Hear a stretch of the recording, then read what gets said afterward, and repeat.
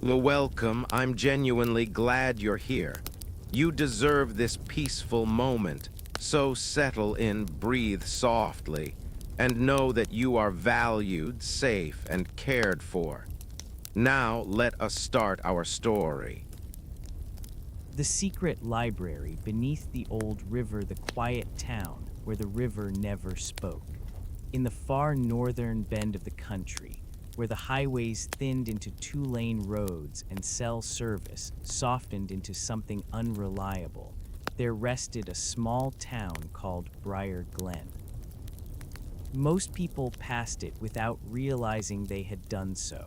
There was no billboard announcing it, no welcome sign flashing promises of adventure, only a modest wooden marker by the roadside, weathered smooth by decades of rain, bearing the town's name in calm, unassuming letters. Briar Glen was the kind of place that did not ask for attention. It simply existed. The town sat beside an old river, wide, slow-moving, and unusually quiet. Locals simply called it the Old River, as though no other explanation were necessary.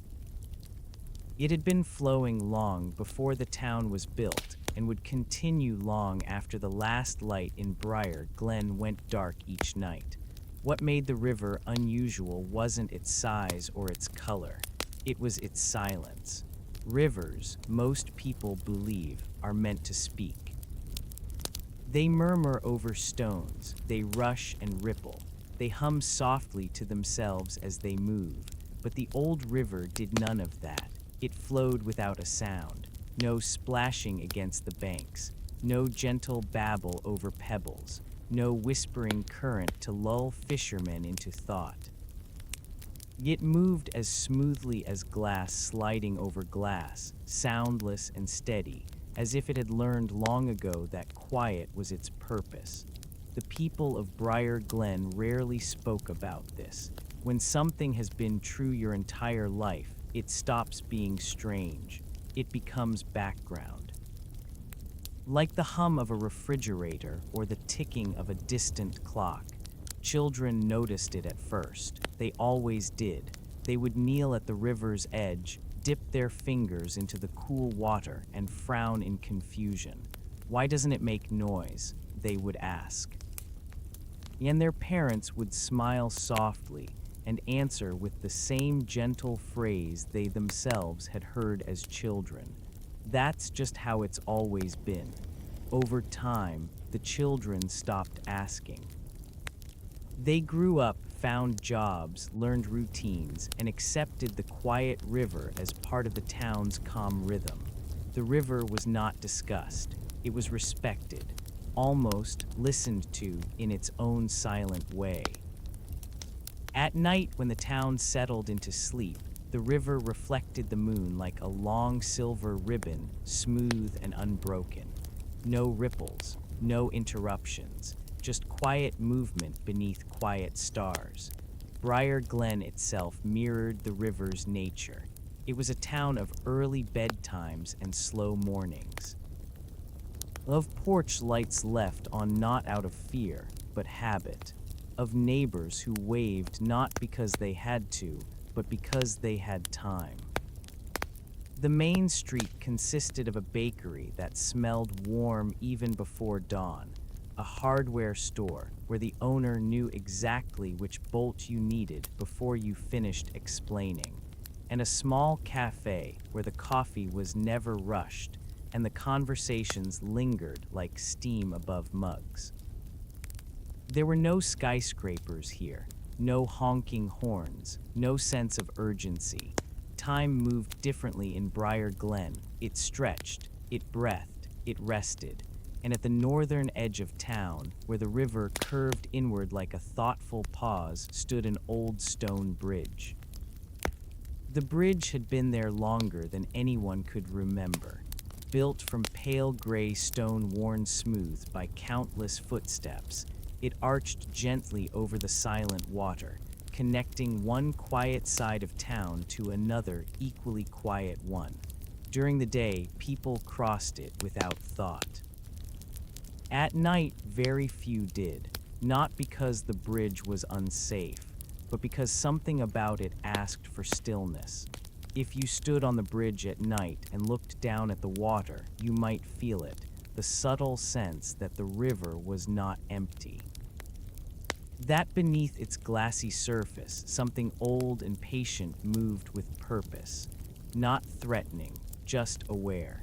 On one particular evening, as summer slowly leaned toward autumn, Elliot Harper found himself standing at the edge of that bridge, watching the river without quite knowing why. Elliot had lived in Briar Glen his entire life. He was the kind of man people described as quiet, though not shy, thoughtful, observant. He noticed small things, the way light pooled on wooden floors, the exact moment birds grew silent at dusk, the way the air shifted just before rain.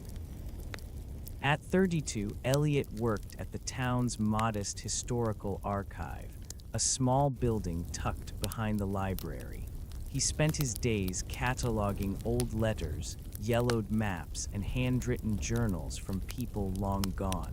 He liked the work. Old stories never demanded urgency. They waited patiently to be read. That evening, Elliot had finished later than usual. The archive's lights were off behind him now, and the town was settling into its nightly hush. Crickets chirped, porch lights glowed.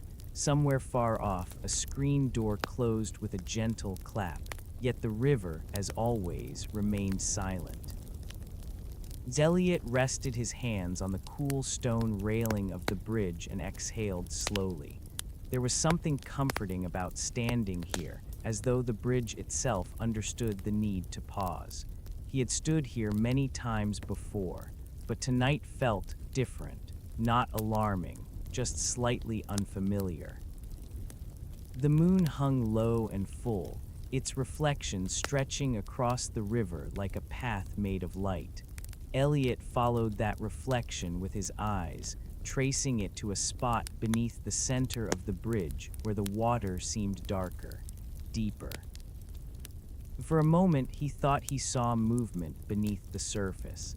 Not a splash, not a ripple, just a slow shifting of shadow, like something turning a page far below. Elliot blinked.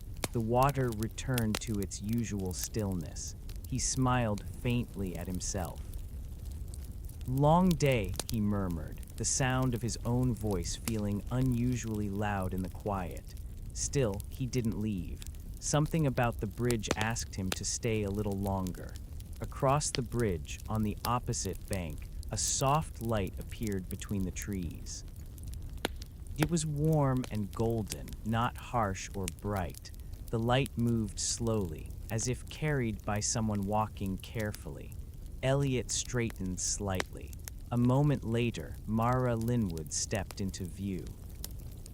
Mara had arrived in Briar Glen just over a year ago, though already she felt woven into the town's fabric. She was a night shift nurse at the small medical clinic and had a habit of walking home long after sunset, carrying a lantern not because the path was dark, but because she liked the way it softened the night. Mara believed strongly in gentle things, gentle mornings, gentle words. Gentle light, she crossed the bridge with unhurried steps, her lantern swaying slightly, painting slow-moving shapes across the stone. When she noticed Elliot, she smiled, not surprised, just pleased. "Evening," she said softly. "Evening," Elliot replied, his voice matching her tone without thinking. They stood side by side at the center of the bridge, neither rushing to fill the silence. The river flowed beneath them, quiet as breath held between thoughts. "It's especially calm tonight," Mara said after a while. "It always is," Elliot answered, then paused. "But yes, more than usual." Mara nodded as if that made perfect sense. She leaned her arms on the railing and gazed down into the water. The lantern's light brushed the river's surface but didn't disturb it. Sometimes, she said, I think the river listens more than it moves. Elliot glanced at her, surprised not by the words, but by how closely they echoed something he'd never quite put into language. I work with old records, he said slowly. Stories, journals, people from long ago. Mara looked at him now. Do they ever mention the river? She asked. Elliot hesitated. Not directly, he admitted, but they circle around it, like they're careful not to say too much. Mara smiled faintly. Some things prefer to be discovered, she said, not explained. The lantern flickered softly. Below them, deep beneath the silent surface, the river continued to move, patient, knowing, and awake. And though neither Elliot nor Mara could yet understand it, the old river had noticed them both. Elliot and Mara, and the night of the unusual current. The night deepened around Briar Glen in the unhurried way it always did. Porch lights dimmed one by one. Curtains were drawn. The town exhaled, settling into the familiar comfort of rest. Somewhere, a dog turned in its sleep. Somewhere else, a clock marked the hour with a sound so gentle it felt more like a suggestion than a declaration. On the old stone bridge, Elliot and Mara remained side by side, neither in a hurry to leave the quiet behind. The lantern in Mara's hand cast a slow, breathing glow, brightening slightly as the flame shifted, then softening again, like the rhythm of a calm chest rising and falling. The light slid across the stone railing and brushed the surface of the river below. And for the first time either of them could remember, the water answered, not with sound, but with motion. Elliot noticed it first. At the edge of his vision, something changed. The moon's reflection, normally a straight, unbroken ribbon, began to bend just a little. Like silk being stirred by a careful hand, he leaned forward slightly, resting more weight against the railing. Do you see that? He asked quietly, as if raising his voice might disturb whatever was happening. Mara followed his gaze. The river was no longer perfectly still. A slow current had begun to form beneath the surface, gentle and deliberate, not swirling, not rushing, simply moving with intention. Her lantern light trembled across the water, and the glow seemed to sink deeper than it should have, as if the river were welcoming it downward. Mara felt a familiar sensation spread through her chest, not fear, recognition. Yes, she said softly, I see it. They watched in silence as the current strengthened, not dramatically, but steadily. The river's surface remained smooth, but beneath it, shadows shifted and folded like pages turning in a massive, submerged book. Elliot swallowed. In all my years here, he said slowly, I've never seen the river do this. Mara didn't look away from the water. Some nights, she replied, are meant to be noticed. A breeze drifted across the bridge, cool and light, carrying the scent of damp stone and distant pine. It brushed Elliot's hair back from his forehead and made the lantern flame flicker lower. Then, very gently, the river changed again. The line appeared in the water, not a crack, not a ripple, a seam, running lengthwise beneath the bridge, dark and precise, as if the river itself were folded there. Elliot's heart beat a little slower, not faster. His body seemed to understand before his mind could catch up. Whatever was happening did not require alarm. It required attention. Is it, he began, then stopped, unsure how to finish the thought. Opening, Mara shifted closer, her shoulder nearly touching his. Yes, she said, answering the unspoken word. I think it is. The current grew stronger beneath the seam, flowing inward rather than downstream. The moon's reflection stretched and bent, sliding toward the center of the river as though drawn by something unseen. Elliot felt a deep, resonant calm settle into his bones. It reminded him of long evenings in the archive, alone with centuries-old journals, how the past always felt most alive when the world outside was quiet. The river seemed to share that preference. "Elliot," Mara said, her voice low and steady, "have you ever felt like a place was waiting for you?" He considered the question carefully. "Yes," he said at last, "but I always assumed it was imagination." Mara smiled faintly. "Imagination," she said, "is often how places introduce themselves." The seam in the water widened just enough to reveal something beneath. Stone, smooth, pale stone, matching the bridge exactly. Elliot's breath caught, slow and quiet. Beneath the river, directly under their feet, a structure revealed itself piece by piece, an arch, then another. A descending shape that could only be one thing: stairs.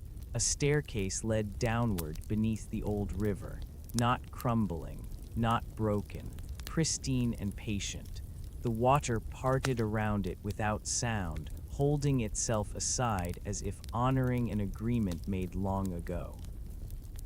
Mara lifted the lantern slightly, its light spilling downward. The steps disappeared into a soft, amber-lit depth. Neither of them spoke for a long moment. Then Elliot laughed quietly, not in disbelief, but in something like relief. "So that's why," he murmured. Mara glanced at him. "Why what?" "Why the records were careful," he said.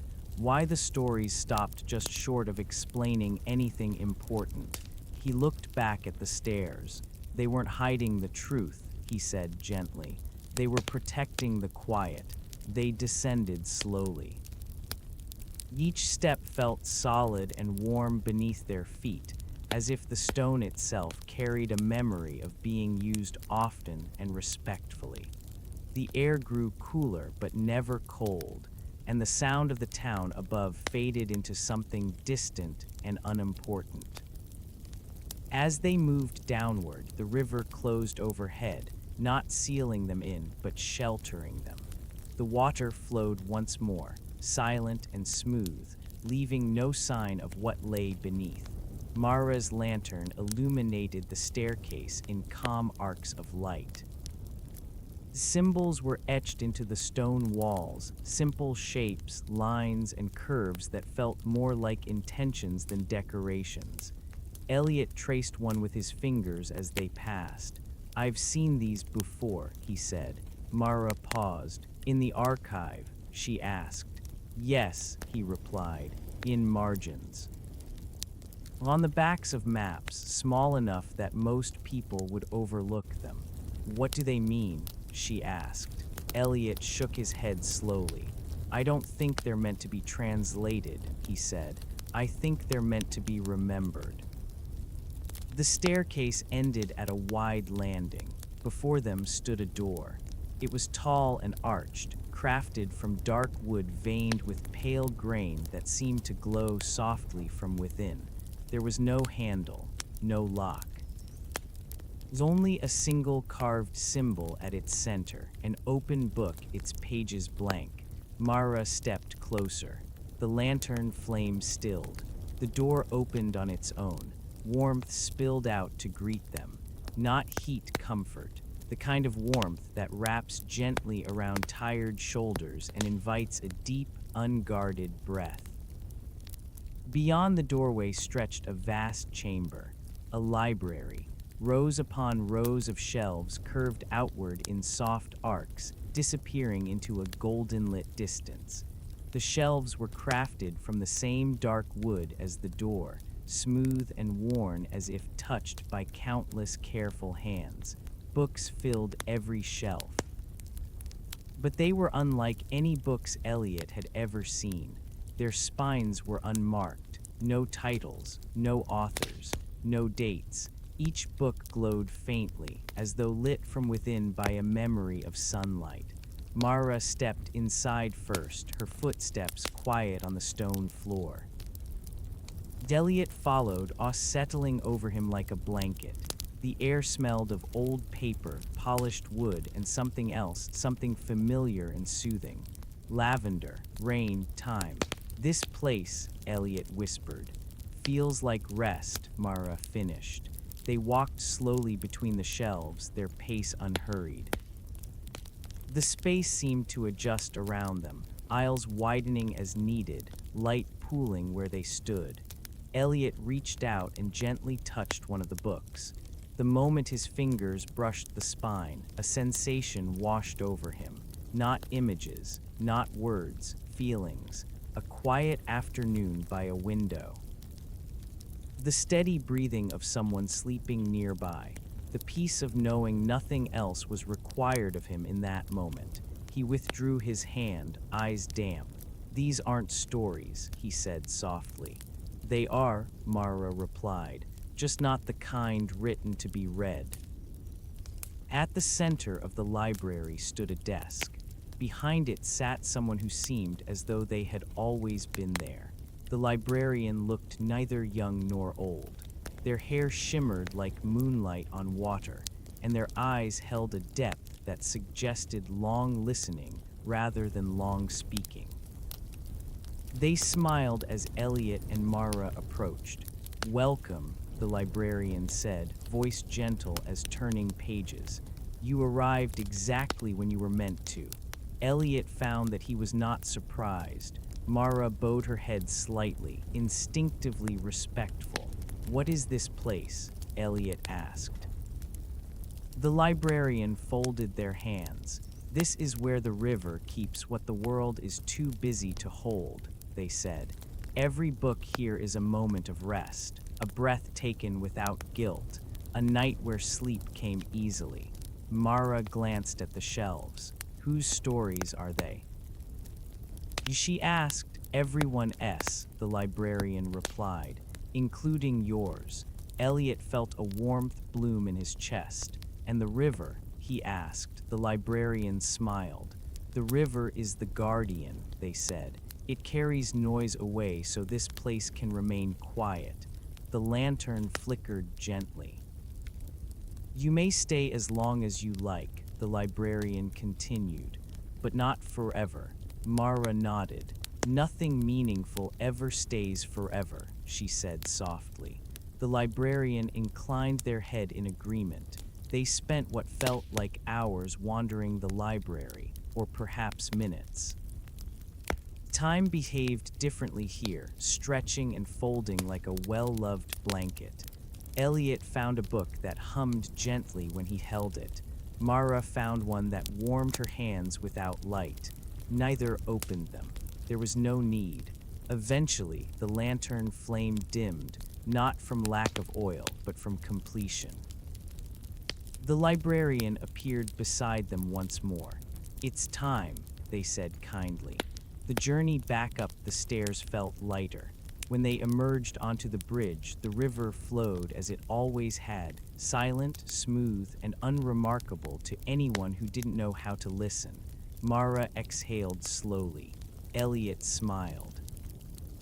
Nothing needed to be said. Above them, the stars held steady. Below them, the library waited. And in Briar Glen, sleep came easily that night, for reasons no one needed to understand.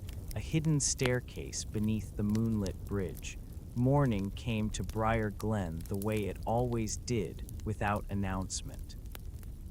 There were no blaring alarms from the town itself, no rush of engines or sharp voices. Instead, dawn arrived gently, slipping between the trees, brushing the rooftops with pale gold, and warming the river's surface without ever disturbing it. The old river flowed on, smooth and silent, as though nothing unusual had happened beneath it the night before. But for Elliot Harper, everything felt subtly changed. He woke slowly, not from a dream, but from a sense of having returned from somewhere meaningful. His small bedroom was filled with soft light filtered through thin curtains. Dust motes drifted lazily in the air. Somewhere outside, a bird tested its morning song. Elliot lay still for a long moment, listening. There was no echo of rushing water, no phantom sound from beneath the bridge. Just calm, yet when he closed his eyes, he could still feel the warmth of the stone steps beneath his feet. He could still sense the presence of the books, unlabeled, glowing softly, holding rest itself within their pages. He sat up slowly and ran a hand through his hair. It wasn't a dream, he murmured, not because it had been vivid, but because it had been quiet. Dreams, Elliot had learned over the years, were often noisy. They rushed, jumped, blurred. What he and Mara had experienced felt nothing like that.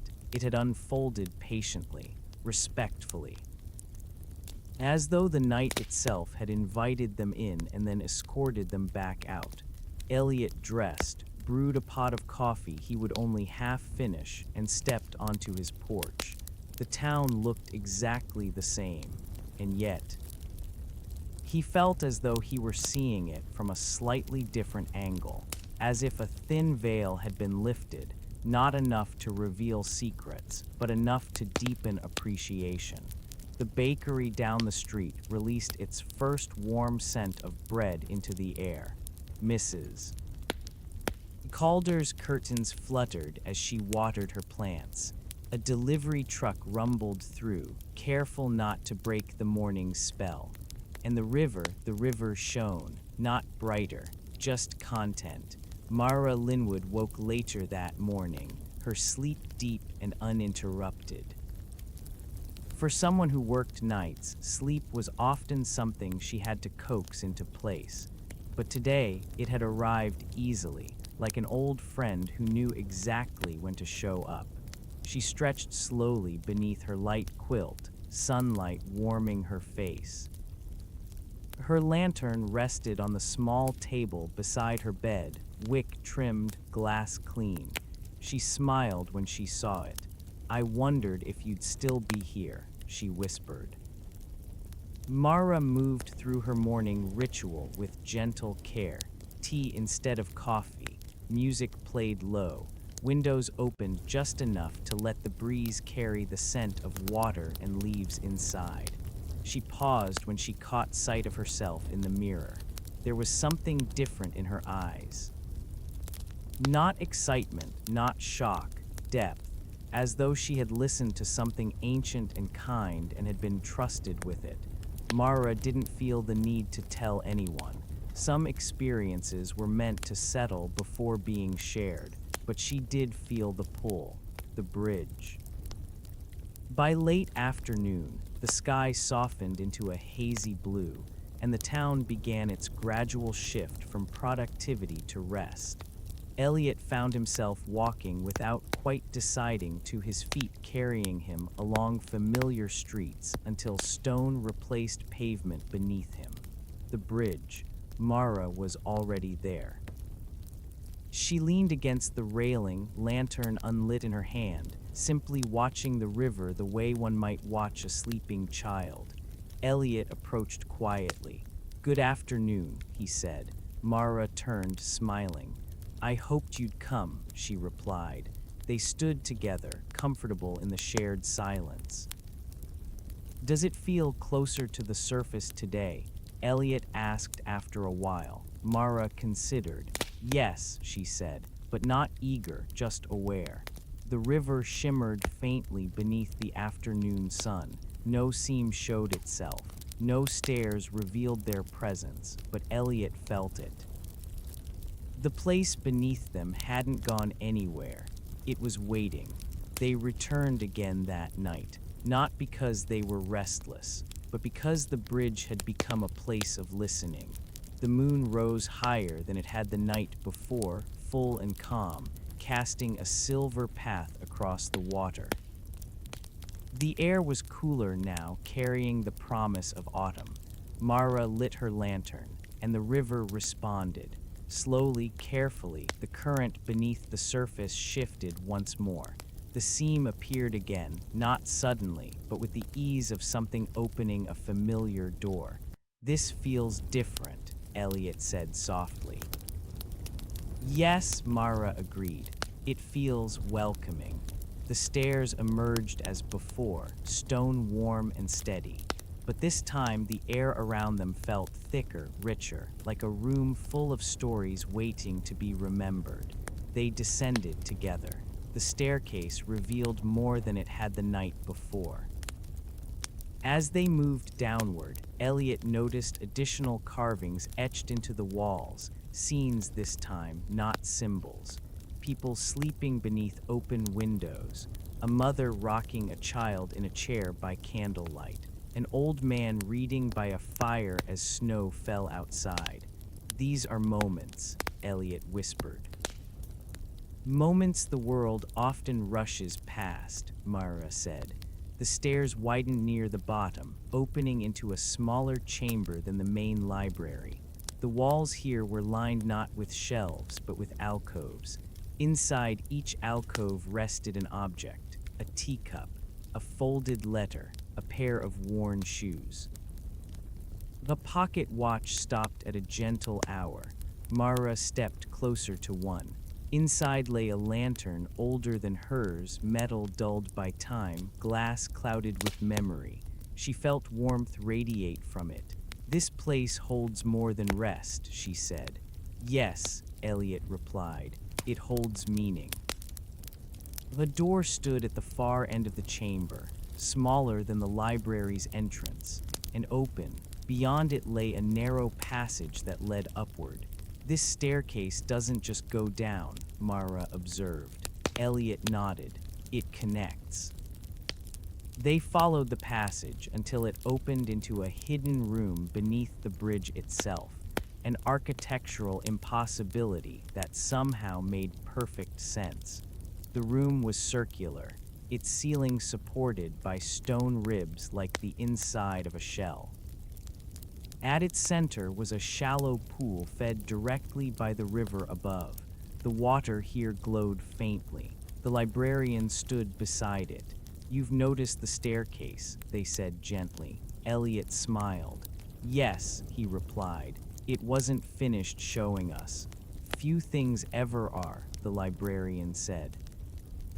Mara knelt beside the pool.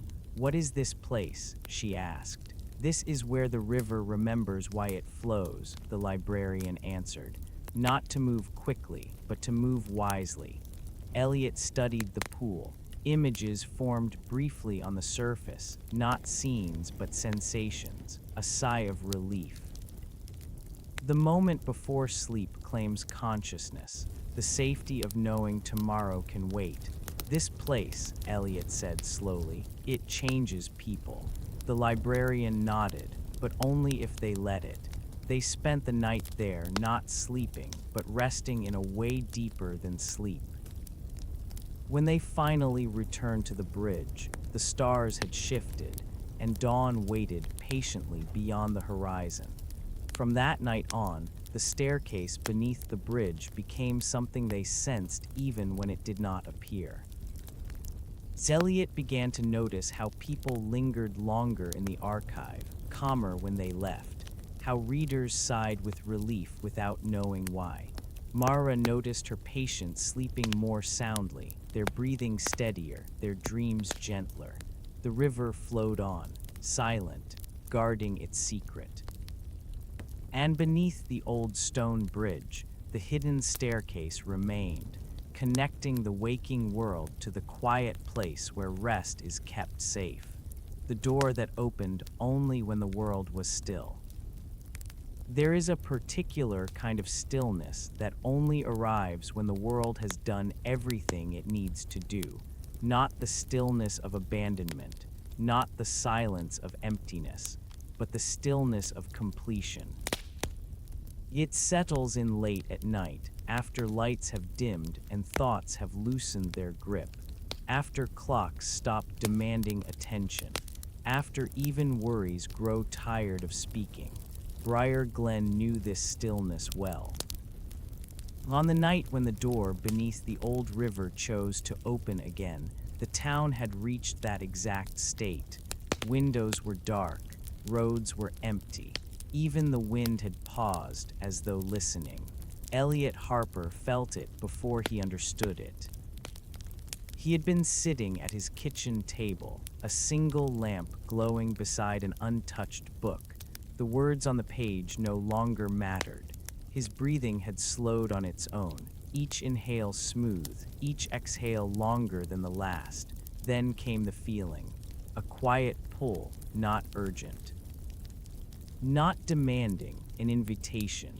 Elliot stood, slipped on his jacket, and stepped outside without turning off the light behind him. Some things did not require preparation. They only required trust. Across town, Mara Linwood closed her front door just as softly. She carried her lantern, though she did not light it yet.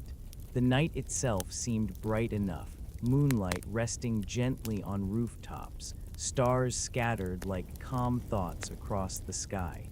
As she walked, she noticed how sound itself seemed to retreat. Her footsteps felt muted. Even her breath sounded distant, as if the night were cradling it carefully. When she reached the bridge, Elliot was already there. They didn't greet each other. They simply stood side by side, hands resting on the cool stone, gazing down at the river that had guarded its secrets longer than memory. The old river was perfectly still, more still than Elliot had ever seen it. It did not move forward. It did not ripple. It did not reflect. It waited. Mara lit her lantern. The flame did not flicker. Instead, it steadied, burning low and warm, as though it, too, understood the importance of restraint. "That's different," Elliot whispered. Mara nodded. "This is the stillness it needs," she said. "Not quiet, but readiness." The seam appeared slowly, reverently, parting the water without resistance. The staircase revealed itself, each step glowing faintly, as if illuminated from memory rather than light. But this time, something else was visible. Beyond the familiar descent, at the base of the stairs, stood a door they had not seen before. It was neither large nor imposing. It was simple, crafted from pale wood, smooth and unmarked, with no handle, no lock, no hinge visible. It stood alone at the edge of perception, as if waiting to be acknowledged rather than approached. Elliot felt his chest tighten, not with fear, but with recognition. "That door," he said quietly, "wasn't here before."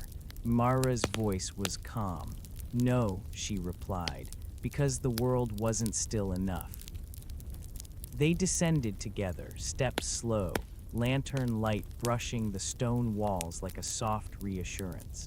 As they moved downward, the familiar symbols and carvings seemed to soften, their edges blurring slightly, as if they were no longer meant to be studied, only passed.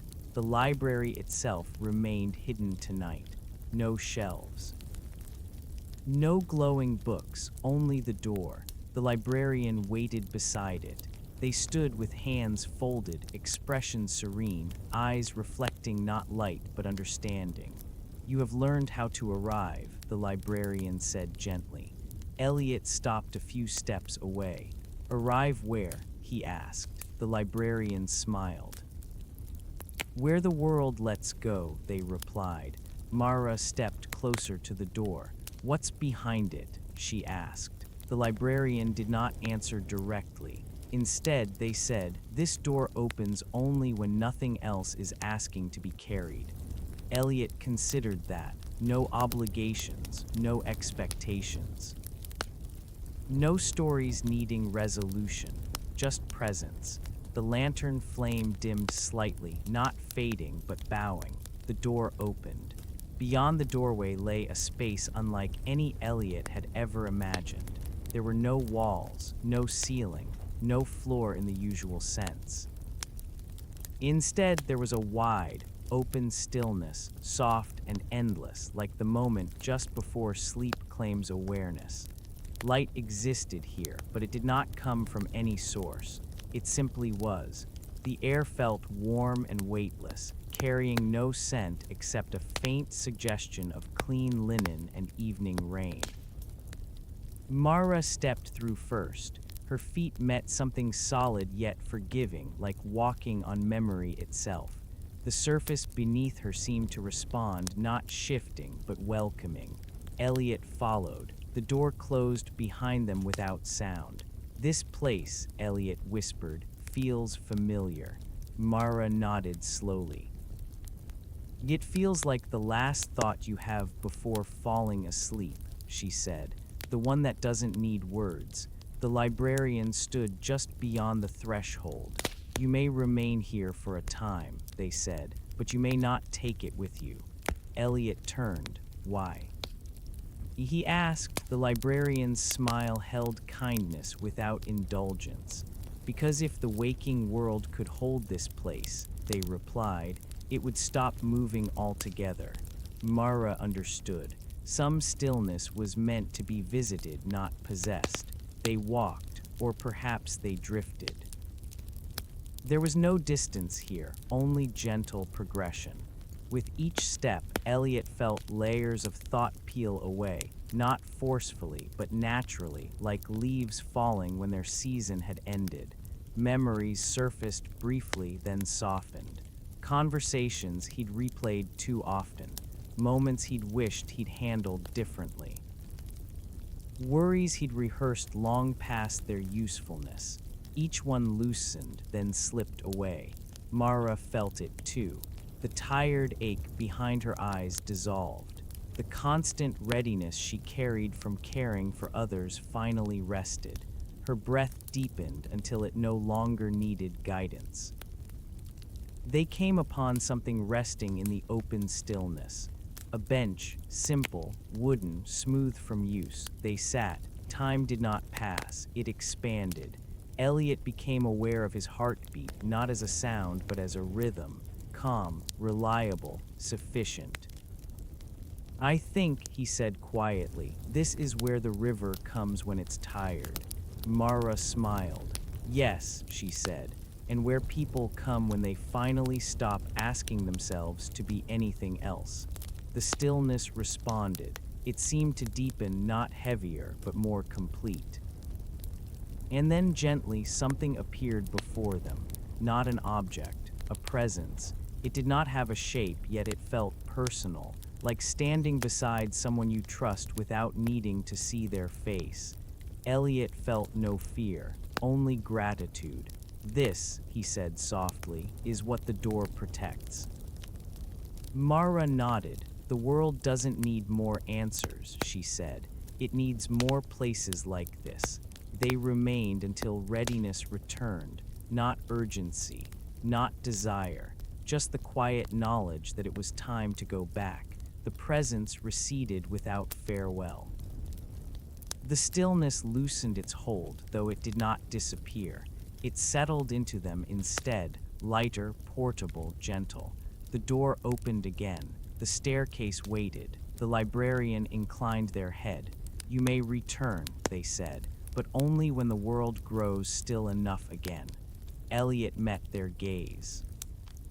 "How will we know?" he asked. The librarian's answer was simple. "You won't need to ask."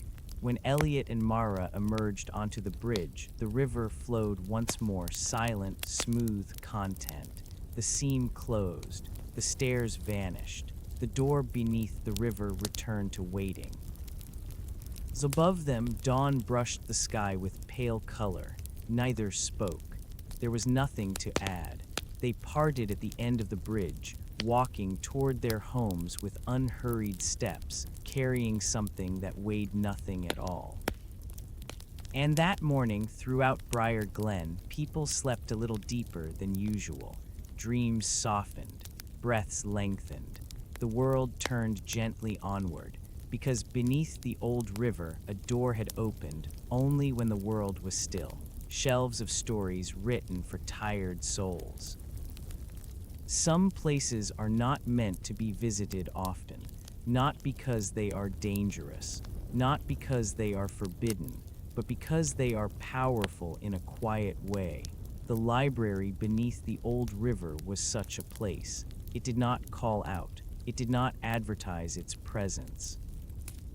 It waited patient and unchanging for those who arrived with empty hands and tired hearts. In the days following the opening of the door, Elliot and Mara noticed subtle changes in themselves, not dramatic ones, nothing that demanded explanation. Just a gentle shift, like the way light changes in a room when the sun moves behind a cloud. Elliot found himself pausing more often during the day, standing at windows longer, letting silence finish its thoughts before filling it with words. Even the archive felt different, less like a place of preservation and more like a place of listening. Mara noticed how easily her patients drifted into rest, how their breathing slowed the moment she entered the room. How even she, after long nights, felt less weighed down by exhaustion and more guided by it. And always, beneath it all, was the sense of the shelves, waiting. They did not return immediately. The library did not hurry them. It never did. It was nearly a week later, on a night wrapped in low clouds and soft air, that the pull returned, not sharp, not sudden, but unmistakable.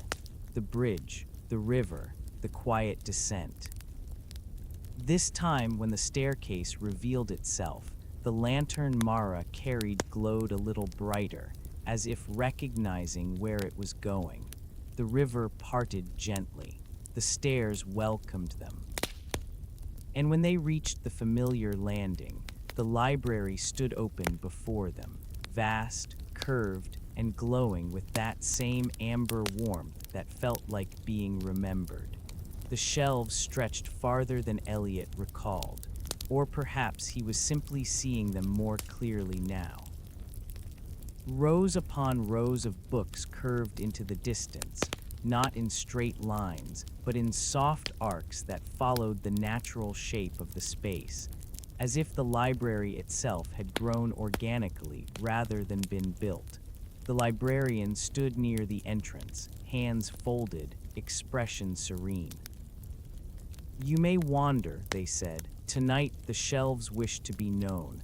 Mara tilted her head. "Known how?" she asked. The librarian smiled. "Not by reading," they replied, "by resting." Elliot stepped between the shelves first. Immediately he felt it, the difference between these books and all others. They did not pull at his attention. They did not ask to be opened. They simply existed, each one holding a quiet weight, like a memory that no longer needed to be recalled to remain true. He reached for a nearby volume. The moment his fingers touched its spine, warmth spread up his arm and settled gently in his chest. The sensation was unmistakable, relief, not the sharp relief of solving a problem, but the slow relief of realizing the problem never needed solving in the first place. Mara touched another book nearby, her breath caught not in surprise but in recognition. "I know this feeling," she whispered. "This is the moment right after someone finally falls asleep." Elliot nodded. "Yes," he said, "the moment when nothing more is required." They moved slowly through the aisles. Each book carried something different. One held the feeling of coming home after a long journey and sitting down without removing your shoes. Another held the comfort of listening to rain against a roof while wrapped in a blanket. Another still held the deep, unbroken sleep of a child who knows they are safe. None of these stories had words. They had sensations, states of being, rest preserved, not described. As they wandered, Elliot noticed something else. The shelves were not arranged randomly. They followed patterns, not alphabetical, not chronological, but emotional. Here was a section devoted entirely to release. Here, a curved alcove filled with the calm of early mornings. Farther in, shelves that seemed to hum with the soft steadiness of long, uninterrupted sleep. This library, Elliot said quietly, isn't about the past. Mara nodded. It's about recovery, she said, about balance. They came upon a wider clearing between shelves. At its center stood a long wooden table, smooth and worn, surrounded by simple chairs. Above it hung a low, glowing light, not bright, not dim, just enough to gather attention without demanding it. Several books rested on the table, not many, just a few. These, the librarian said, appearing beside them, are often misunderstood. Mara glanced at the books. They look no different, she said. They are different, the librarian replied. These are shared stories. Elliot frowned slightly. Shared how? He asked. The librarian placed a hand on one book. This one, they said, holds the collective rest of a small town after a hard winter. No single person owns it, but everyone contributed. Mara felt a warmth bloom in her chest. So rest can be communal, she said softly. Yes, the librarian replied, just as exhaustion often is. They sat at the table, not to read, just to be. The library responded immediately. The air thickened, not heavier, but more complete, like the pause between breaths stretching longer, safer. Elliot rested his elbows on the table, his chin in his hands. I've spent my life surrounded by stories, he said, but I've never seen anything like this. The librarian inclined their head. Most stories are told to be remembered, they said. These are kept so they can be forgotten. Mara closed her eyes. That's beautiful, she murmured. They sat in silence, not awkward, not empty, the kind of silence that feels like being held. Time drifted, not forward, outward. Eventually, the librarian stood. There is something you should see, they said gently. They led Elliot and Mara deeper into the library, past shelves that grew taller and farther apart, into a section where the glow softened into something closer to twilight. Here, the books were larger, heavier. These shelves, the librarian said, hold stories that arrived incomplete. Elliot reached out cautiously. Incomplete how? He asked. They were never finished, the librarian replied. Not because they were abandoned, but because rest came first. Mara felt tears sting her eyes. Of all the nights people promised themselves they would keep going, she whispered, but didn't. The librarian nodded, and that was enough. Elliot felt something settle deeply within him, a permission he hadn't realized he'd been waiting for. At the far end of the aisle stood a single shelf, separate from the others. Only 2 books rested upon it. Mara stopped. Elliot felt his breath slow. The librarian did not approach. Those, they said, are not ready yet. Elliot swallowed. Whose are they? He asked. The librarian's voice was kind. Yours, they said, but not yet. Mara smiled softly. Someday, she said. Yes, the librarian agreed. When the time comes. They returned to the entrance slowly. The lantern flame dimmed not from use, but from satisfaction. The library glowed steadily behind them, shelves breathing gently, stories safe and undisturbed. At the base of the stairs, Elliot turned back once more. This place, he said, it will stay hidden. The librarian smiled. It always has, they replied, even when people stand right above it. They ascended the staircase. The river closed. The bridge waited. Above, the town slept peacefully. And somewhere deep beneath the old river, shelves of stories remained, written not in words, but in rest itself, waiting patiently for the next tired soul to arrive. the librarian who knew every dream ever dreamed. Some knowledge does not come from learning, it comes from listening, and some listeners do not collect words or facts or dates. They collect pauses, breaths, the spaces between thoughts where truth often rests unnoticed. The librarian beneath the old river was such a listener. Elliot and Mara did not seek them out that night. They simply felt the presence, steady, familiar, waiting, like a lamp left on in a quiet room. The library was calm when they arrived, more subdued than before. The shelves glowed softly, but the light seemed inward-facing now, as though the stories were resting rather than readying themselves to be shared. The librarian stood near a tall archway at the far end of the hall. They were holding nothing. No book, no lantern, no key, just stillness. "You feel different tonight," Elliot said softly as they approached. The librarian smiled. "So do you," they replied. Mara tilted her head slightly, studying them. "You've been listening," she said. The librarian inclined their head in agreement. "I always am," they said. But tonight the dreams are close to the surface. Elliot felt a gentle curiosity bloom. "Dreams?" he asked. "Yes," the librarian replied. "Not the kind that rush or confuse, the quiet ones, the kind that passes through sleep like soft weather." They gestured toward the archway. "Come," they said, "this is a good night to walk slowly." Beyond the archway lay a narrower section of the library. The ceiling dipped lower here, encouraging a natural hush. The shelves were shorter, the books thinner, their glow more subdued. "These shelves," the librarian said, "hold dreams." Mara stepped closer. "They feel lighter," she said. "They are," the librarian replied. "Dreams are not meant to carry weight. They pass through, leaving impressions rather than answers."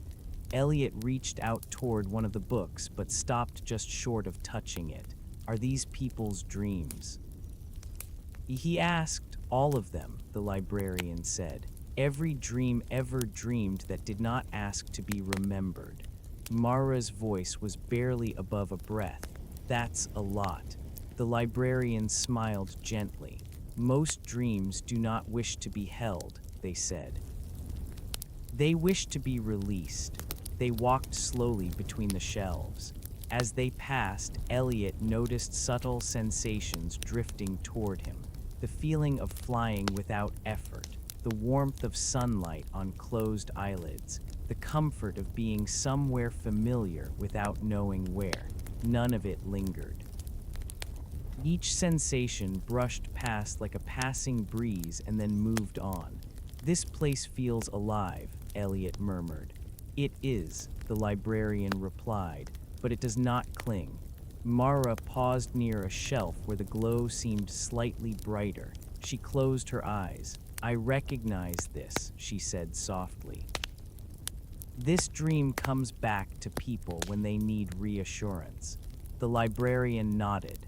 "Some dreams," they said, "are shared quietly across many lives." They reached a circular space at the center of the dream shelves. The floor here was smooth stone, warm beneath their feet. In the middle stood a shallow basin filled with water so still it reflected the ceiling perfectly. "This," the librarian said, "is where dreams return when they have finished their work." Elliot knelt beside the basin. Images shimmered briefly on the surface, not scenes but feelings.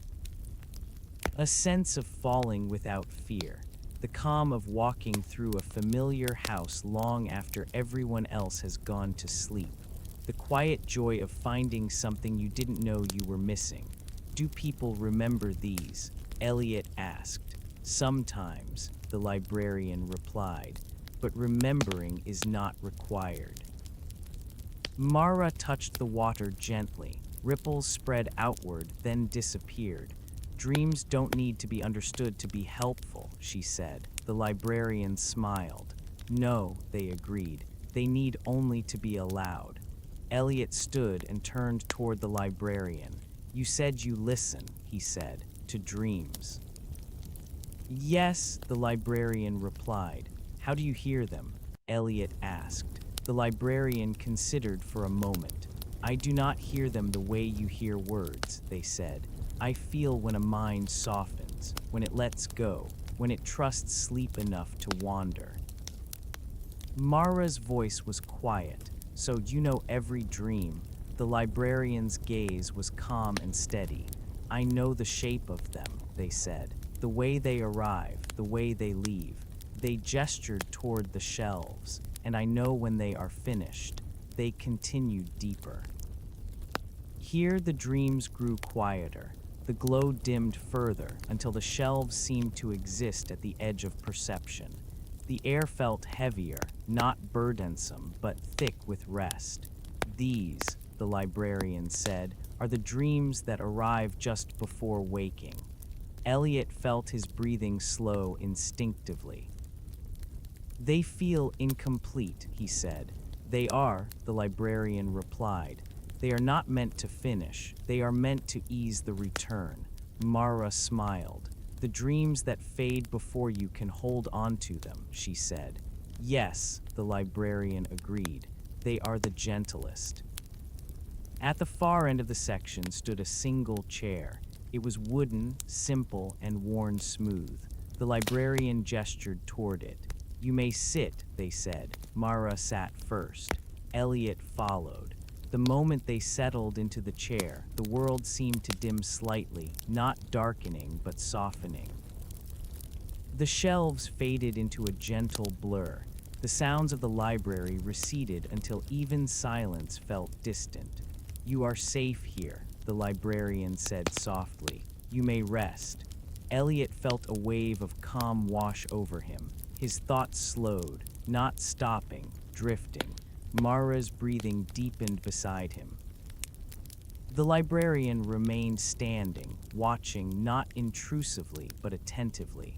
Why do you do this? Elliot asked quietly. Why keep dreams? The librarian's voice was gentle. Because the world forgets how to rest, they said, and dreams remember. Time loosened its grip. Elliot felt as though he were floating somewhere between waking and sleep.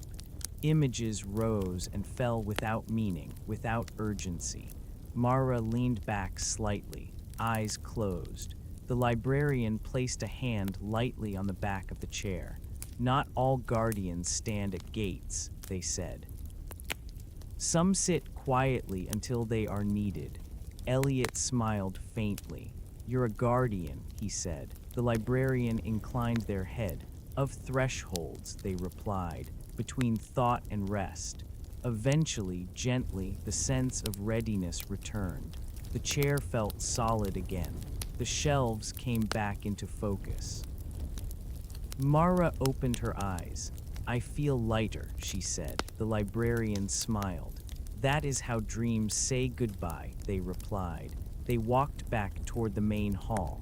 The shelves of dreams settled, their glow evening out. At the entrance, Elliot paused. You really do know every dream, he said.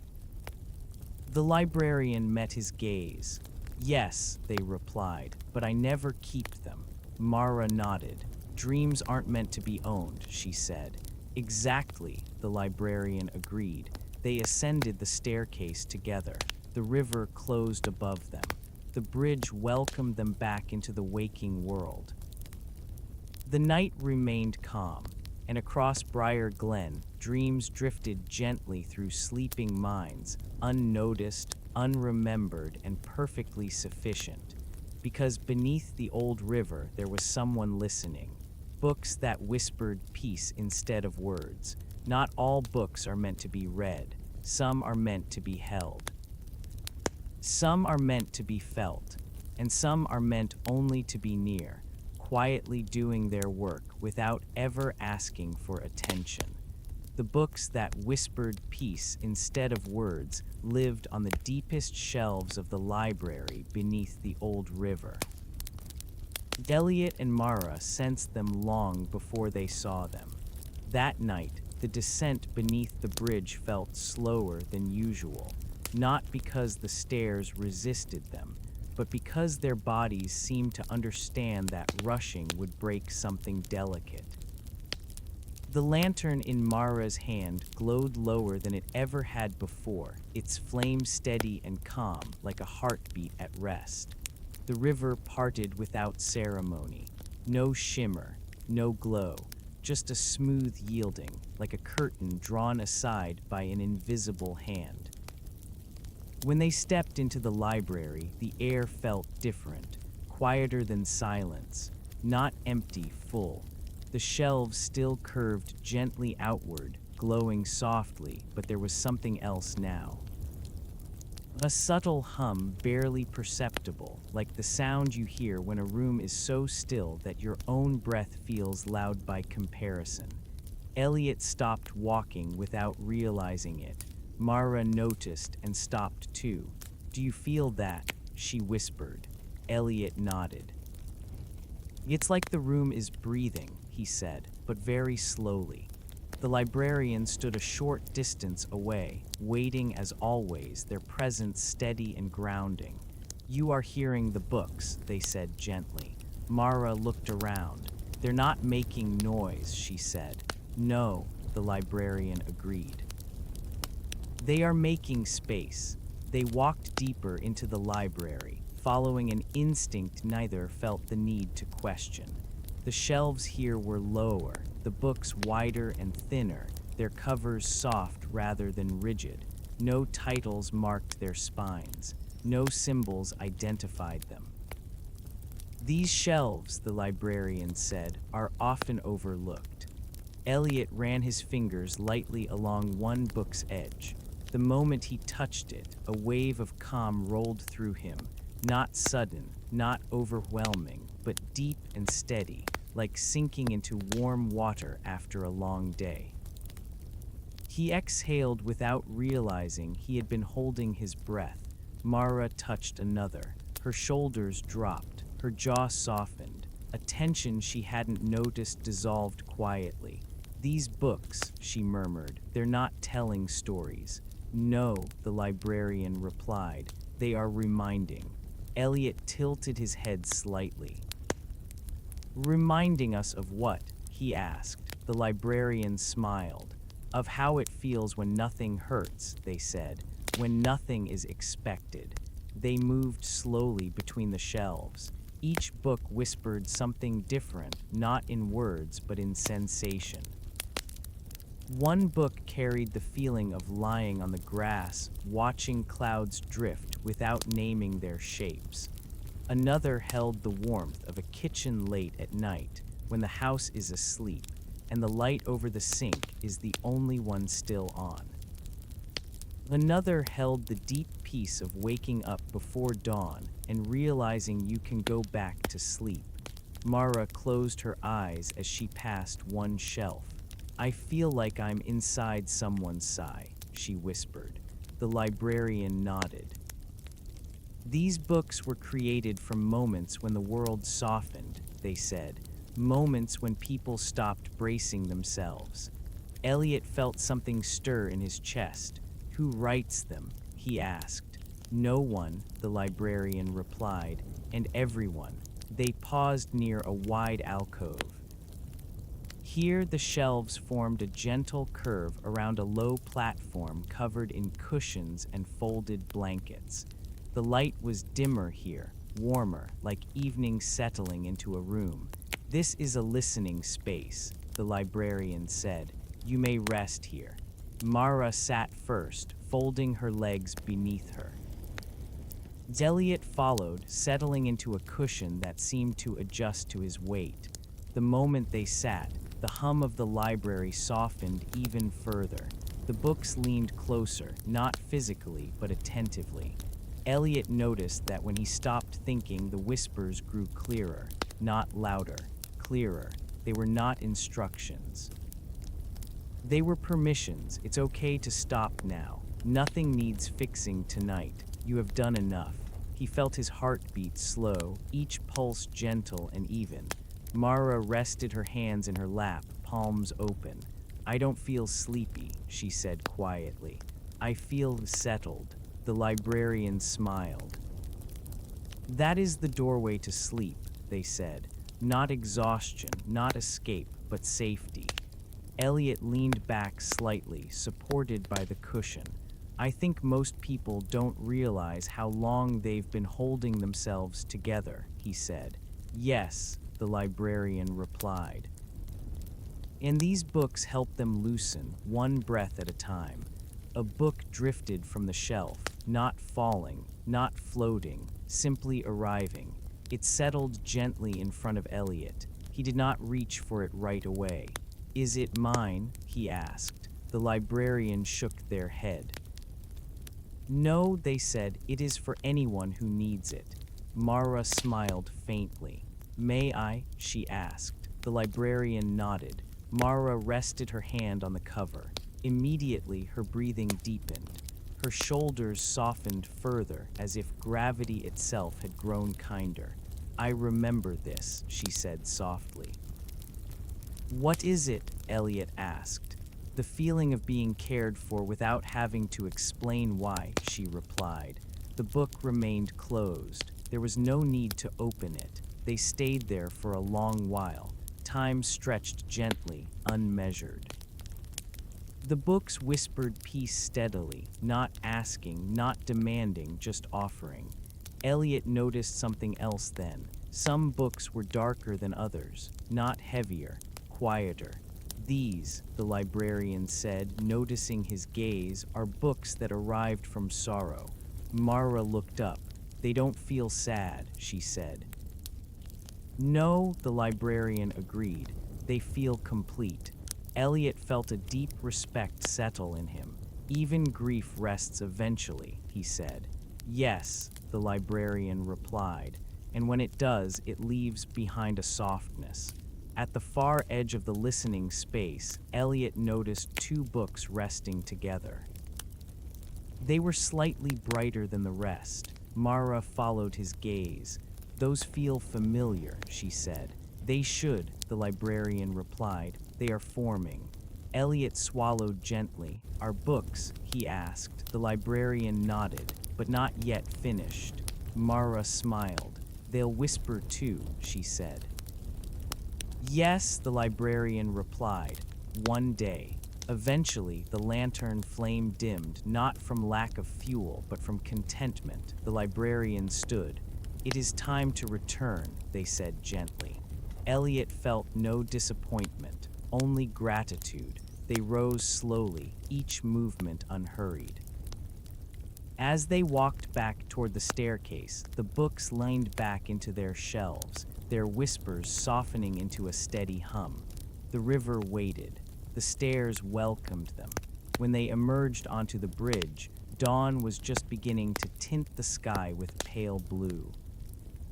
The old river flowed silently once more, guarding what it always had. Elliot and Mara stood together for a moment longer. "I feel like I could sleep for days," Elliot said quietly. Mara smiled. "You don't need to," she replied. "The rest came with us." They parted without hurry, walking back into the waking world carrying peace that asked nothing in return. And beneath the old river, the books that whispered peace instead of words settled back into stillness, ready for the next tired soul to arrive. Why the river guarded the library for centuries. Before there was a library beneath the old river, there was only the river itself. And before the river knew it was guarding anything at all, it was simply flowing, patient, unhurried, unconcerned with time. The old river had always moved this way, not fast, not loud, just steady. It curved through the land like a long memory, touching towns gently, never asking them to remember it. People crossed it, fished from it, sat beside it in moments of quiet thought. Some cried near it, some fell in love near it, some forgot it entirely. The river noticed everything. It did not judge, it did not interfere, it simply remembered. Elliot and Mara had never thought much about the river before discovering what lay beneath it. Like most people, they had seen it as scenery, a comforting backdrop, a familiar constant. But that night, as they stood on the bridge together, the river felt different, not mysterious, intentional. The water's calmer than usual, Elliot said quietly. Mara nodded. It feels aware, she replied.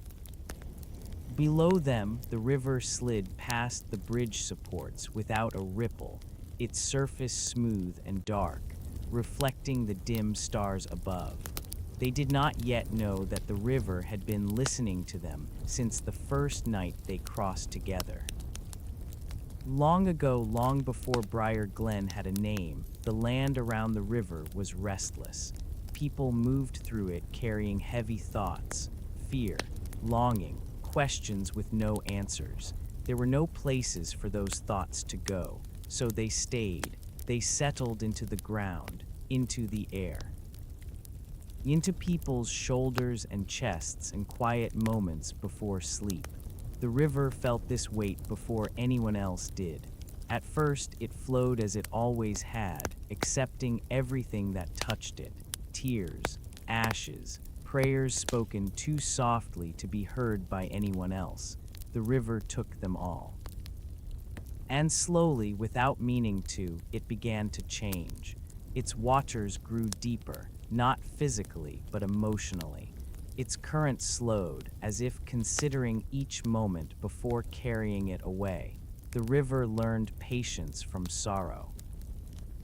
One night, when the world above was quiet and the stars hung low and watchful, the river felt something new. A gathering, not of people, but of thoughts, unfinished thoughts, the kind that come when someone is too tired to keep holding themselves together.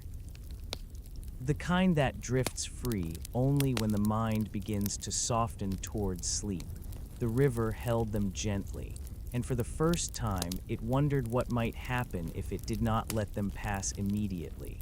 So it kept them, not trapped, resting. The thoughts settled beneath the current, forming something like a hollow, a space where stillness could exist without being interrupted. The river did not plan this, it simply listened. As years passed, the hollow deepened. More thoughts arrived, more quiet moments, more unspoken wishes. The river noticed that when people lingered near it, especially at night, they left feeling lighter. They didn't know why, they didn't question it, they simply returned. The river became a place where heaviness softened. And one night the first shelf appeared, not built, not carved. It formed the way calm forms, gradually, naturally, without effort. A place where thoughts could rest without needing to resolve. The river felt it and adjusted its flow, protective, curious, attentive. Elliot listened as the librarian told this story slowly, their voice barely above the gentle hum of the library. They stood together near the water's edge inside the hidden chamber, the river arcing quietly above them like a living ceiling. So the river made the library, Elliot asked softly. In a way, the librarian replied, but more accurately, the river made room. Mara watched the water closely. And you, she asked, where did you come from? The librarian smiled, not with pride, but with recognition. I arrived when the river needed a listener, they said, someone to notice when thoughts were ready to rest. Elliot considered this. You didn't create the books, he said. No, the librarian agreed. I welcomed them. Over time, the river learned what it meant to guard something precious. Not by force, but by consistency. Floods came and went above, but the space beneath remained untouched. Storms churned the surface, but the depths stayed calm. The river adjusted itself subtly, guiding currents away from the hollow, shaping stone and soil with quiet precision. no one noticed, and that was the point. The library beneath the old river was never meant to be found by those who searched for it. It's only by those who slowed down enough to listen. There were others before us, Mara said quietly. Yes, the librarian replied. Many. Do they remember? Elliot asked. Some, the librarian said. Most do not. The peace stays even when the memory fades. Mara smiled faintly. That seems fair, she said. The librarian nodded. The river agrees. They walked along the edge of the chamber. Here, the river's surface was close enough to touch, separated only by a thin veil of shimmering calm. Elliot reached out slowly. The water did not resist him. It welcomed his hand like warm silk. A feeling spread through him, not emotion, not thought, but belonging. The river knew him, not personally, naturally. It remembers everything, Elliot murmured. Yes, the librarian replied, but it does not cling. Mara touched the water too. I think that's why it guards the library, she said. It understands letting go. The librarian's eyes softened. Exactly, they said. Long ago, when the first true book formed, one made entirely of rest, the river felt a decision settle into its current. It would protect this place. Not because it was important, but because it was gentle. And gentleness, the river had learned, was rare. The story continued, flowing slowly, unbroken. People came and went across generations. The river adjusted. The library grew. Books formed from lullabies hummed without sound. From moments when someone felt safe enough to fall asleep in another person's presence. From afternoons when time seemed to pause just long enough to breathe. The river held them all, quietly, faithfully. Elliot leaned against a smooth stone pillar. So the river doesn't guard the library from people, he said. No, the librarian replied. It guards people from themselves. Mara closed her eyes. From rushing, she said. From forgetting how to rest, the librarian added. Eventually, the story came to a natural pause, not an ending, a settling. The river shimmered softly above them, content. Elliot felt a deep calm settle in his chest, heavier than sleep but lighter than thought.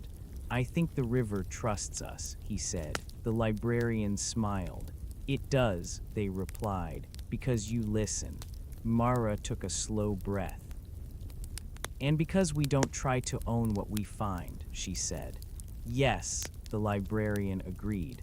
That is why the river continues to open. They climbed the staircase together once more. The river closed gently behind them as it always did. The bridge felt solid beneath their feet.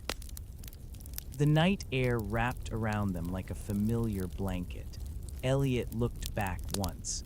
The river flowed as if nothing extraordinary lay beneath it, which somehow made everything feel exactly right, because the river did not guard the library with walls or locks or warnings.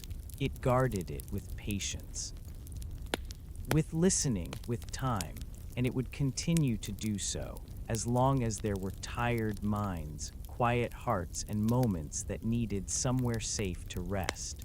The night the library nearly closed.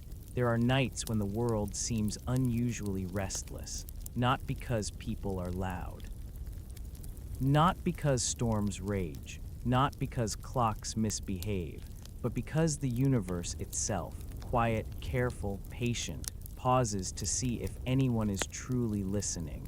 That night, the library beneath the old river felt it.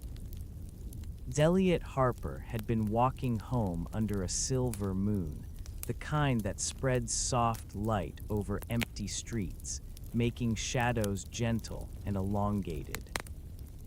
He did not know why he felt the pull to return, not urgently, not suddenly, just as one feels the subtle tug of a memory that is not quite formed yet.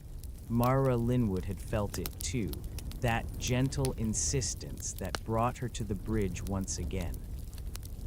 The lantern in her hand glowed warmly, the flame steady, like a heartbeat in slow motion. They met on the bridge as if by habit, though neither had expected the other, and the river waited, calm as always, reflecting stars that twinkled lazily above. Its surface was perfectly smooth, unbroken, and patient. Then they noticed it, the first hint of something different. The water shimmered, not like the usual reflection, but with the faintest ripple of hesitation, as if the river itself were unsure whether to allow passage tonight. "The seam," Elliot whispered, staring at the surface. "It's hesitant." Mara's grip on the lantern tightened slightly. "It feels different, like it's waiting." The librarian emerged from the shadows beside the staircase, their expression calm, though there was a trace of concern in the depth of their eyes. "Tonight," they said softly, "the library tests the world. It will not open easily." Elliot and Mara exchanged glances. "Tests the world?" Elliot asked. The librarian nodded. "Or those who enter it. Only when the mind and heart are quiet enough does the library allow entry." Tonight, the threshold senses uncertainty. Mara exhaled slowly. "So we have to be ready." "Yes," the librarian said, "ready not in thought, but in being." They approached the river carefully. The water's surface shivered faintly, small ripples breaking its usual calm. The staircase appeared slowly, hesitant, each step glowing faintly as if uncertain whether to exist at all. Elliot stepped forward first, feeling the gentle weight of stillness pressing against him. The stairs felt soft beneath his feet, but the light wavered slightly. He realized it wasn't the stairs that were unsteady. It was the space beneath the river itself, questioning whether it could trust them tonight. Mara followed, her lantern flame steady but smaller than usual, as though bowing to the river's cautious mood. The librarian spoke in low, calm tones. "The library senses doubt, that is all. It does not wish to deny entry, but it must measure the stillness you carry within." Elliot's chest tightened, not with fear, but with awareness. He realized his mind had carried more thoughts than he'd noticed that day. Concerns, distractions.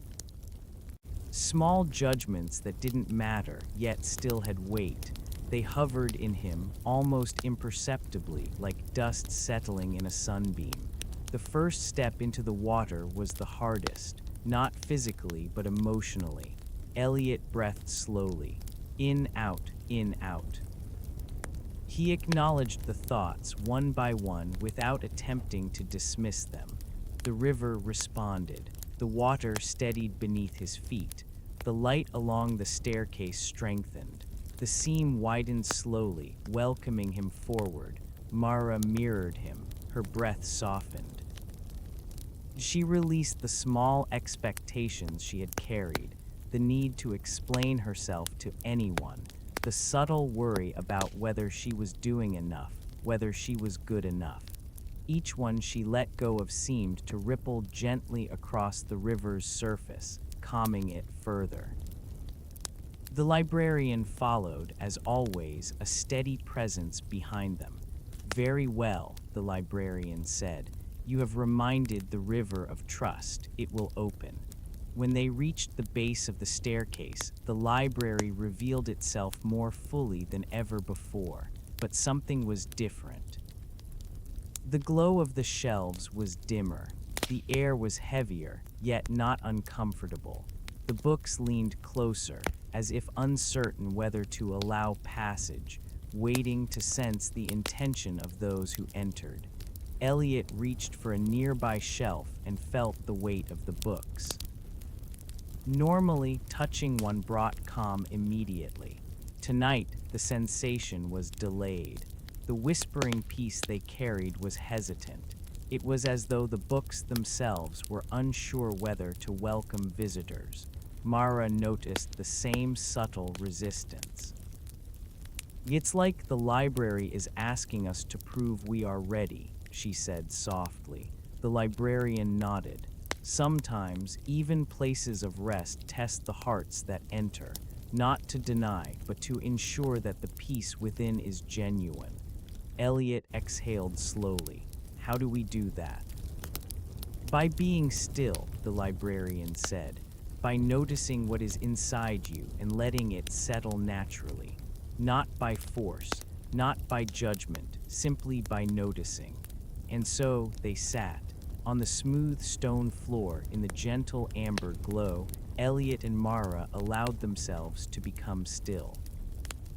They acknowledged the scattered thoughts they had brought, the fleeting worries, the small regrets, the habitual judgments.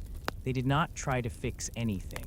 They simply felt it, slowly, deliberately. The library responded.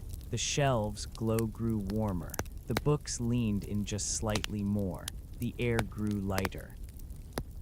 The river above them seemed to breathe in sync with their own slowed breathing. Elliot felt his chest soften. A warmth spread across his shoulders. Mara exhaled fully, a deep sigh that carried with it the exhaustion of weeks, months, maybe years. The librarian watched silently, never rushing, never speaking except when words were necessary to guide awareness gently. It took what felt like hours, though time did not exist in the usual way, for the library to sense that trust had returned. Then something remarkable happened. A shelf shifted slightly. Books leaned forward with deliberate intent. The whispering piece became more pronounced, not loud, not intrusive, but fully present. The library recognized that the visitors had proven their stillness. A single book floated slowly toward Elliot. He reached for it. Immediately, calm enveloped him. Not like before, this was deeper, more profound. The book held not words, but an entire evening of gentle reassurance, the kind of peace that seeps through bones and settles in the heart. Mara's lantern dimmed slightly, as if reflecting the deeper calm that had entered the room. Another book drifted toward her. She let it rest in her lap. It brought the warmth of a late afternoon sun filtering through leaves, the soft vibration of quiet laughter, the relief of having finally been understood without needing to explain herself. Even the librarian smiled faintly. "The library allows this tonight," they said. Because stillness has returned, they spent the rest of the night moving through the aisles. Every shelf seemed more attentive than usual. The books whispered not in words but in sensation. Warmth, comfort, release, safety. They did not need to speak. They did not need to act. They simply allowed themselves to be present, fully, quietly. The library responded in kind. Even the river above seemed to glow faintly through the thin stone ceiling, like moonlight distilled into liquid patience. Eventually, the librarian led them to a circular alcove at the center of the library. "This," they said softly, "is the heart of the library, a place where all hesitation passes before rest is complete." Elliot and Mara stepped inside. The floor was smooth, the air thick with calm, the glow of the books a soft amber hue. They sat on low cushions arranged in a gentle circle. The librarian remained standing, a sentinel without pressure, a presence without demand. "You have faced the test," the librarian said, "and you have passed." Elliot exhaled, a long, slow release. "I feel lighter, somehow safer." Mara nodded.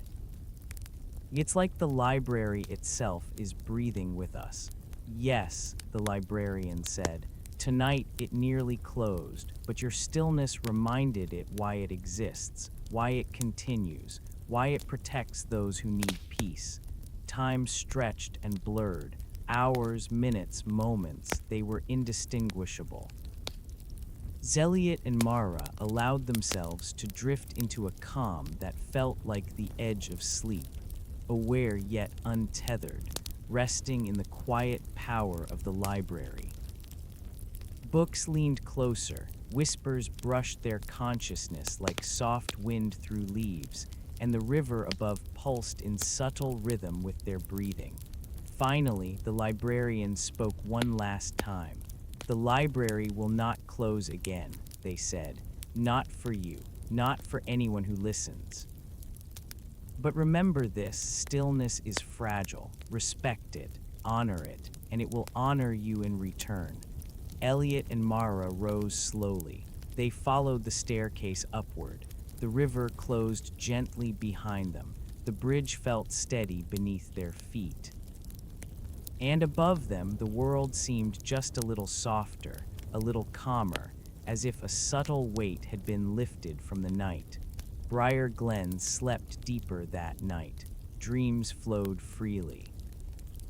And beneath the old river, the library remained, protected, alive, and waiting patiently for the next soul who might need its gentle care. How the books choose their readers. Some books do not wait to be opened. Some books do not sit patiently as most expect. Some books choose. Zeliot had always imagined libraries as orderly places. Rows of books with titles neatly printed, their spines demanding attention in some kind of logical order. Knowledge to be consumed, stories to be read, lessons to be learned. That was what he had known. But beneath the old river, the rules were different. The library itself was alive in a subtle way. It did not speak. It did not wave. It did not insist. Yet somehow, every shelf, every book, every corner knew exactly whom it wanted and when it wanted them. That night, Elliot and Mara returned to the library, not because they were summoned, but because their hearts and minds had been quietly tugged. The river below the bridge shimmered faintly in anticipation, as if aware that something unusual was about to unfold. "The books have sensed you," the librarian said before they even stepped onto the bridge. Their voice was calm, almost imperceptible, carrying with it the weight of centuries of care. "Some of them are ready to reveal themselves tonight, others are not. And some will not choose you at all, no matter how much you wish it." Mara tilted her head, her eyes soft in the dim light of the lantern she carried. "How do they choose?" The librarian smiled faintly. "They sense what is needed, not what you want. Not what you expect. Only what your heart is prepared to receive." As they descended the staircase beneath the river, the glow of the library unfolded around them like the slow opening of a flower. The shelves stretched into arcs and curves, like the gentle sway of water, each book seeming to pulse faintly with quiet intent. Elliot reached toward a shelf instinctively. His fingers brushed against the spines, and immediately one book leaned forward subtly. It was an invitation, not forceful, not commanding, just a soft, patient gesture. Mara noticed a different book on a nearby shelf moving as well. It didn't float, but it shifted slightly, a subtle acknowledgement of her presence. "They feel us," she whispered. "Yes," the librarian replied. "But they feel more than that. They feel your thoughts, your concerns, the small unrest that lingers beneath consciousness. They reach for what is most needed to settle it."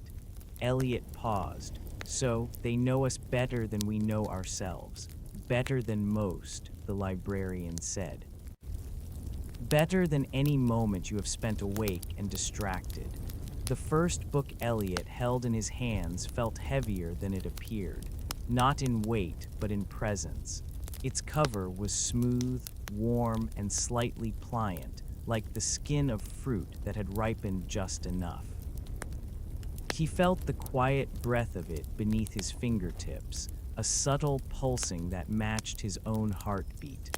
Mara's book had a different quality. It was light, almost ethereal, and as she rested it in her lap, it seemed to breathe along with her. Images flitted across her mind, not words, but feelings, comfort, security, acceptance, a sense of having been understood without ever needing to explain herself. "They're alive," Mara whispered. "Yes," the librarian said, "but alive in a different way. They do not think, they do not judge, they simply respond. They choose whom to touch based on what is ready within." Elliot exhaled slowly. "How do we know when the choice is made?" "You will feel it," the librarian replied. "A stillness that is different from sleep, a calm that is complete. A warmth that asks nothing in return." They wandered slowly through the aisles, letting the books come to them rather than reaching out.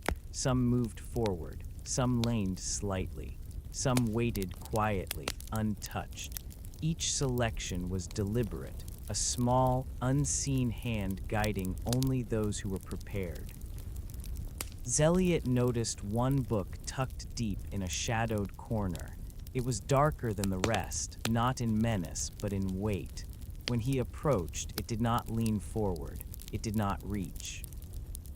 He felt almost rejected, though the librarian's calm presence reminded him that rejection was not the right word.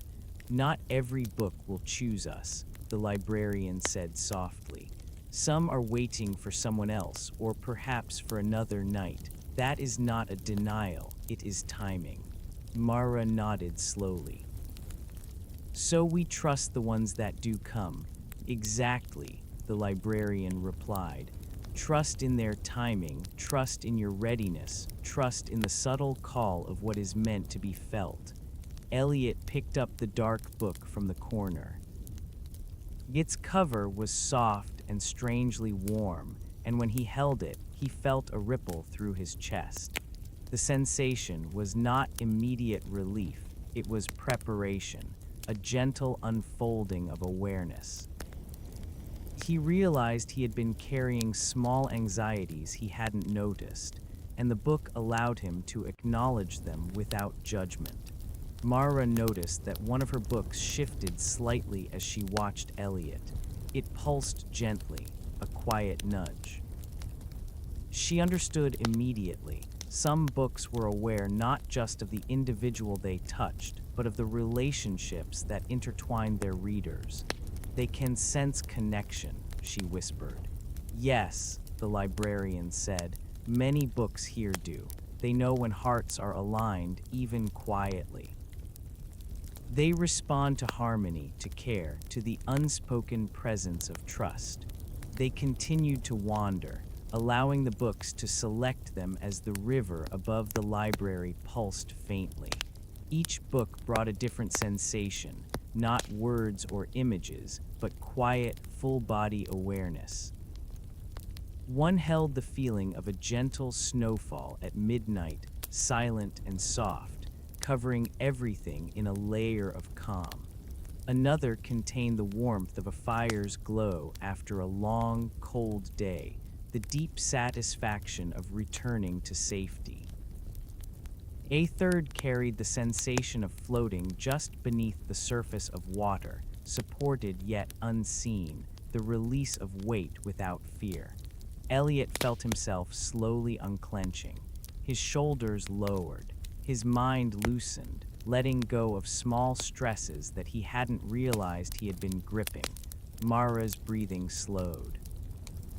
Her eyelids grew heavy with a peaceful alertness, the kind that existed at the threshold of sleep, aware yet untethered. The librarian moved silently, ensuring that each book's choice aligned with readiness, gently guiding without pressing, observing without intrusion. Eventually, they arrived at a circular alcove in the center of the library, where the oldest books rested. These were books that had waited centuries for the right reader. Their spines were softer than they seemed, glowing faintly with warm amber light. The librarian gestured toward them. "These are the books that choose most carefully," they said. "They do not reveal themselves to curiosity or impulse, only to those whose hearts are steady and patient." Elliot approached one of the books and felt it lean forward slightly as his hand neared it. The sensation was unlike anything he had experienced before. It did not offer comfort immediately. Instead, it guided him into introspection, letting him feel the quiet depth of his own thoughts. Not to judge, not to correct, just to notice. Mara watched a book shift slowly toward her. It pulsed gently, a slow rhythm that matched her own heartbeat. She understood instinctively that it contained a lesson in acceptance, patience, and quiet understanding, the kind of understanding that did not need explanation. "They feel like teachers," she whispered. "Not teachers," the librarian replied. "Companions, guides. Gentle mirrors that reflect what is already present." Time passed slowly. There was no urgency. The river above glimmered faintly through the ceiling, the library hum of unseen whispers surrounding them. Each book's choice was deliberate, precise, and respectful of their pace. Elliot noticed that sometimes multiple books leaned toward them at once, creating a subtle orchestration of sensation. One book carried reassurance, another carried clarity, another carried deep, unfathomable calm. When they held them together, the effect was cumulative, a layering of quiet, restful wisdom that did not instruct, did not insist, but simply was. Mara's book shifted again, and she realized it was aware of the nearby presence of Elliot's book. Together, they created a subtle harmony. She exhaled fully, feeling a long, accumulated tension release from her chest. The librarian observed quietly. "Some books sense other books," they said softly. "They choose to enhance, to balance, to complete the experience. They are not separate, they are a network of rest." Elliot nodded. "So they choose not just for us, but for each other." "Yes," the librarian replied. "And for anyone who might follow. They remember what peace feels like and they share it gently." Eventually, the book seemed to pause. The library itself seemed to settle. Elliot and Mara sat among them, each holding a book that had chosen them, feeling the quiet layering of calm wash through their bodies. Elliot noticed something profound. The books did not exist to entertain. They did not exist to educate. They existed to restore. To allow a tired mind, a weary heart, a restless spirit to remember what rest felt like. Mara whispered, "I don't think I've ever been this aware of calm." The librarian nodded. "That is the gift of the books that choose their readers. They do not force. They do not rush. They only offer what is ready to be received." Elliot's eyes grew heavy. Mara's eyelids drooped. The lanterns above glowed softly. The river hummed quietly. The library pulsed subtly with approval. Even in their stillness, the books seemed to shift slightly, acknowledging that their choice had been successful, that their reader was ready to receive fully. And as the night deepened, Elliot and Mara drifted further into a calm awareness, not quite asleep, but untethered from worry, anchored in quiet understanding. You've been wonderful to spend this time here. Thank you for letting these words be part of your calm. Remember, you are worthy of peace and rest. And I truly hope this story has brought you a sense of calm and comfort. If you feel relaxed or soothed by this experience, please consider subscribing. so we can share many more moments like this together. Until next time, take gentle breaths, feel safe, and may peace always find you.